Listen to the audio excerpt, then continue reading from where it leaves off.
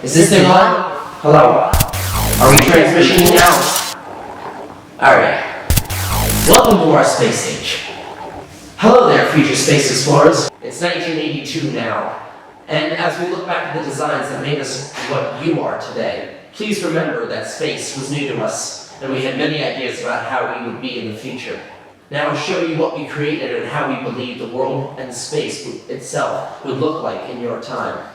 The US government has envisioned many creations and solutions to the world's problems. Some of these include personal transport, adaptability to environments, and even communication through space. As we constantly strive to be better than those who came before, like the cavemen of old, I hope you take what you have learned here and use the designs that represent what the 1960s imagined. Here we have an artist's view of the most perilous moment of a man's first trip to the moon. Our greatest fears were that the moon bug, the ideal space module, would either get stranded without hope of rescue on the moon, or that we would lose it in an accident. Luckily, we didn't have to deal with these when the United States reached the moon. Although some would say we never went to the moon, those people are idiots. I saw it with my own eyes. We went there, and I have the images to prove it. Now, back to the image. Sometimes the greatest fear that the governments had were that astro disasters were likely possibilities. Because space is still unknown to us now, it's always a toss-up as to whether we will survive up there. The risk may be great, but as humans, we will always strive to achieve the highest we can. This is a rendition of one of our first shuttles that the government used. The size was enormous, and it was only at Cape Canaveral and this shuttle pad that these spaceships could launch from. Our first craft, Apollo 11, which went to the moon, launched from Kennedy Space Center in Houston. I saw that launch in 1969, and what an amazing launch it was. And here's the shuttle in space, one of a few photographs of the shuttle that exist captured while in orbit around the Earth. Multiple missions are being made to test what life in space will actually be like. This is why we created space labs and other structures in orbit.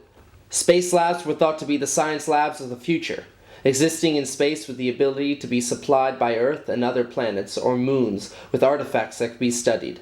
Miners, archaeologists, and even physicists would all be housed together, working to learn more about the planets around us. These labs would all have the ability to support them in space. Alright, we're experiencing technical difficulties. I'll get back to you in a moment. Alright, we're back. For communication in the future, we had trouble at first finding ways to contact those we would send deep into space. In society now, post is part of our everyday lives. So we had the brilliant thought of combining the new technology that we had been using with our space shuttles with our contemporary idea of post. For the future, we imagine that communication will be able to be sent through our computers to any and every person around the world and beyond. To contact those in space, we imagine that we would bounce communications off satellites to the shuttles far away.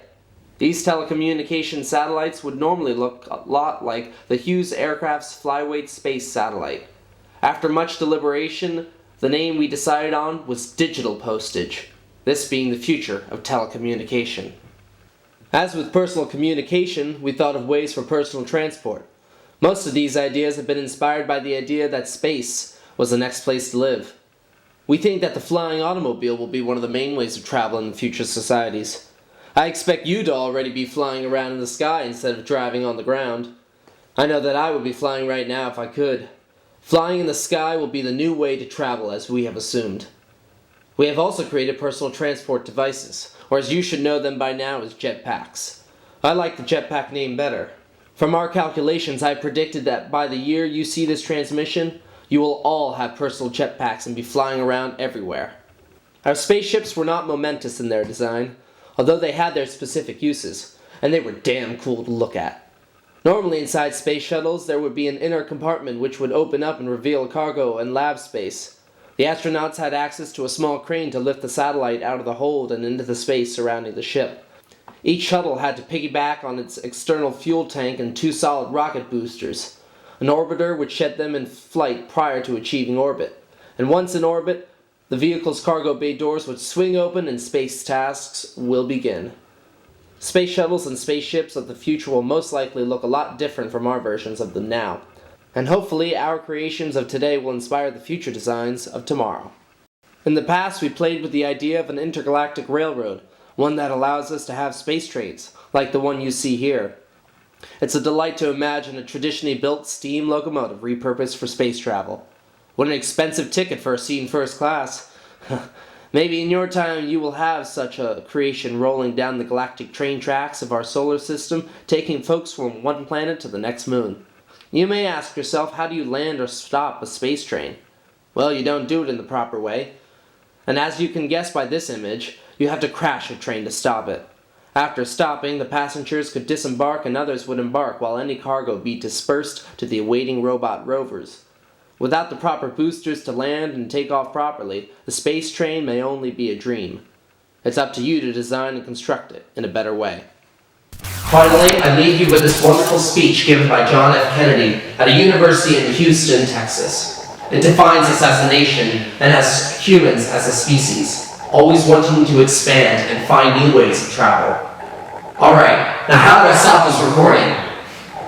Alright. It's good stuff. Now you kids, you get into space well. And they may well ask, why climb the highest mountain? Why 35 years ago fly the Atlantic? Why does Rice play Texas? We choose to go to the moon. We choose to go to the moon.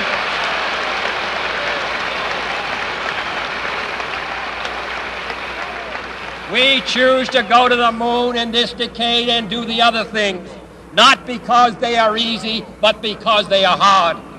Because that goal will serve to organize and measure the best of our energies and skills. Because that challenge is one that we're willing to accept, one we are unwilling to postpone, and one we intend to win, and the others too.